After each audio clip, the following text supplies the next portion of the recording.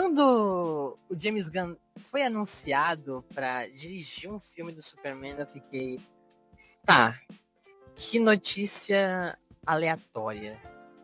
É a mesma coisa que você pegar o Steven Spielberg para dirigir Tropa de Elite. Mas é uma daquelas escolhas que você não espera, porque o James Gunn, ele vem de um lado da comédia pastelão, da galhofa. Claro que eu não posso tirar o mérito da trilogia Guardiões da Galáxia, que pra mim foi um ponto fora da curva nos filmes do universo da Marvel, porque trouxe aquela história que, além de cômica, ela mistura elementos emocionais, personagens carismáticos, aquele começo da moda de colocar músicas pop em cenas de ação, cenas emocionais, em pontos chaves da trama. Então ele meio que construiu toda uma fórmula. E aí, conforme você vai acompanhando as entrevistas, os teasers, os trailers, o trailer que saiu essa última semana aqui, agora, que eu simplesmente amei, você vai percebendo que, poxa, 2025 tá sendo um ano tão diferente assim pro cinema. Você tá vendo filmes com mais cara de filmes.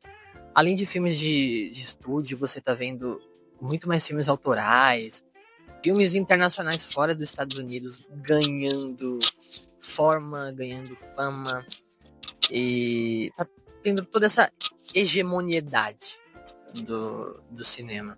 Os filmes de quadrinho, no geral, voltaram a ter mais caras de filmes de quadrinho, a ter mais caras de filmes feitos por um ser humano. Porque eu já até tinha falado brevemente no vídeo anterior de Thunderbolts sobre a queda de qualidade nos filmes da indústria de Hollywood. A gente teve a pandemia, a gente teve filmes mais fechados, filmes que não podiam filmar externos, uma queda das pessoas indo ao cinema e preferindo o streaming. Não liga pra câmera balançando não, porque eu tô externo, então a gente não tem muito budget para isso. Aquela acomodação do público em casa e você tá fazendo mais filmes pro streaming, pra Netflix, pro Disney+, pra HBO Max. E aí que surgiu toda essa moda. E aí você percebe filmes mais enlatados, filmes mais fechados, filmes talvez mais feitos para agradar o público do que para contar uma história. Você percebe que a produção de Superman também é uma das que está adotando isso. O próprio James Gunn foi até a Noruega, se não me engano, a Noruega ou o Ártico, para filmar A Fortaleza da Solidão, que é a casa do Superman.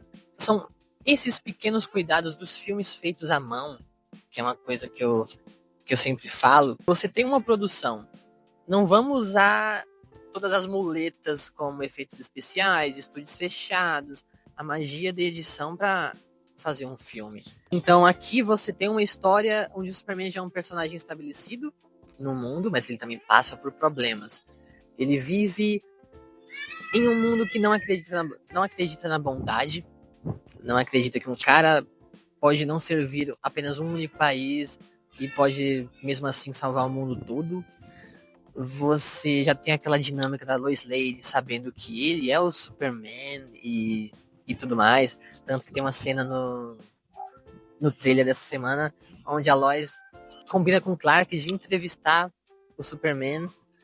E é fantástico porque você já percebe que o David Corenswet, que é um ator um tanto desconhecido, mas também fez alguns sucessos ultimamente, você já percebe a qualidade dele ali em tela quando ele tá de Clark Kent e quando a Lois liga o microfone, ele já muda a postura, muda a voz, muda o jeito.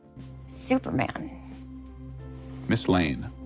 E aqui nesse mundo onde o Superman tá inserido, ele é o único que tá fazendo as coisas por conta própria. Porque você percebe nas entrevistas, no próprio trailer também, que há super-heróis nesse mundo, mas esses super-heróis eles servem a grandes corporações, a empresas, ao próprio governo, a bilionários como o Lex Luthor, saca? Então você tem toda essa dinâmica dos super-heróis enlatados. Eu não sei se isso foi uma alfinetada ao estúdio do lado, né? Mas convenhamos. super-heróis sem altruísmo, que provavelmente ganham um salário e trabalham, não é? Para servir essas megacorporações. E aí o Superman é aquele pontinho azul no meio do cinzento, que acaba causando um rebuliço, uma confusão, porque ele só serve a ele mesmo, ele só é um personagem que só quer fazer o bem, que quer ajudar, independente das fronteiras e barreiras. E aí você percebe que o mundo se incomoda com isso, com um personagem poderoso que não serve nem aos Estados Unidos, nem a nenhum país, querendo interferir em conflitos, em guerras, e só querer fazer o bem. Então, é daí que parte a história de Superman, e eu acho uma premissa fantástica. Houve muitas comparações depois desse trailer com abordagens anteriores do personagem, como em Batman vs Superman, onde eles tentam fazer isso com o personagem, mas fazem de uma forma totalmente errada, totalmente cínica, totalmente sem vida.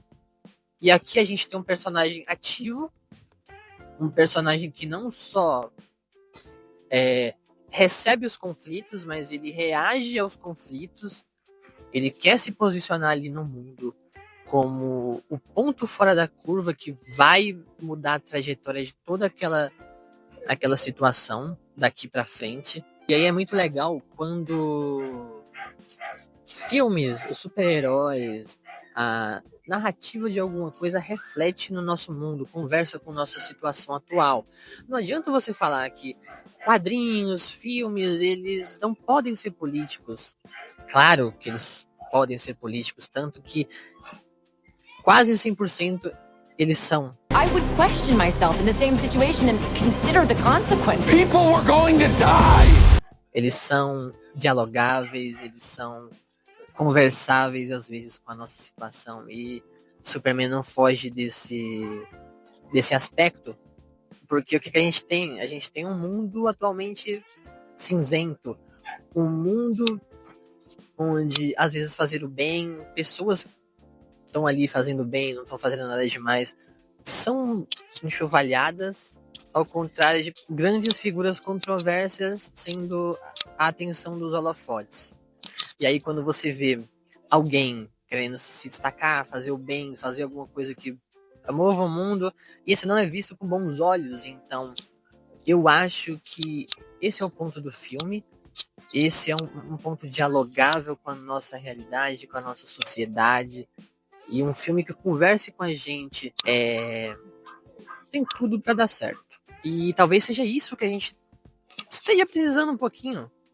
Ver um personagem fantasioso, saca? O Superman entrou muito naquela inspiração do Batman da Christopher Nolan, que quando surgiu se propôs a ser algo mais realista, fugir do fantástico, mais calcado na realidade.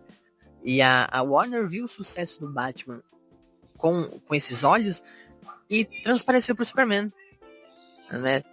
Quis fazer produções, quis trazer o Superman para essa coisa mais real, mais fria, menos humana, mais alienígena, com Homem de Aço na direção do Zack Snyder. Um bom filme, mas para aquela época. Acho que a gente precisa mesmo de filmes fantasiosos que façam a gente, ao mesmo tempo que refletir, acreditar num amanhã melhor, que as pessoas podem ser melhores, que um alienígena vindo de outro planeta, todo poderoso, mesmo com inúmeros poderes, ele pode escolher ser alguém simples, ter um cachorrinho, um super cachorrinho, super fofo, que é uma das peças mais fofas que o James Gunn arrumou para esse filme, que é o Krypto. E talvez sonhar. Talvez seja 100% impossível a gente ser perfeito. Sim, mas existe ali um espelho do que a gente pode fazer no amanhã, de coisas fantásticas e maravilhosas. E mesmo que bilionários, mega bilionários carecas possam atrapalhar nessa jornada, como o Lex Luthor, que é vivido pelo Nicholas Hoult aqui, Ele que já fez X-Men, fez Nosferatu recentemente. Tá se mostrando um personagem super interessante. Pra quem não sabe, o Nicholas Hoult, ele fez audição pro Superman, fez audição pro Batman, mas ele foi escolhido pelo Lex Luthor, por Rachel Brosnahan como Lois Lane, uma Lois Lane que emula mais a Lois Lane clássica dos desenhos, dos quadrinhos, dos filmes antigos, que é não aquela mocinha em perigo, mas aquela mulher sagaz, aquela mulher que sempre tá incomodando alguém com as suas perguntas, sempre tá no olho do furacão. Então eu acho que a Rachel Brosnahan, ela traz essa coisa, traz esse ímpeto de não ficar calada, não se contentar com só ser a mocinha em perigo gritando por socorro. E o David Corenswet também tá fantástico, como eu tinha citado. Essa transição entre Clark Kent e Superman, pra mim, é o que define o personagem. Essa mudança de voz, essa inocência, essa coisa simples, a postura entre os dois personagens. Um ator interpretar 2 personagens em um único filme é um desafio. Ainda mais sendo só uma pessoa, com identidade secreta e alter ego.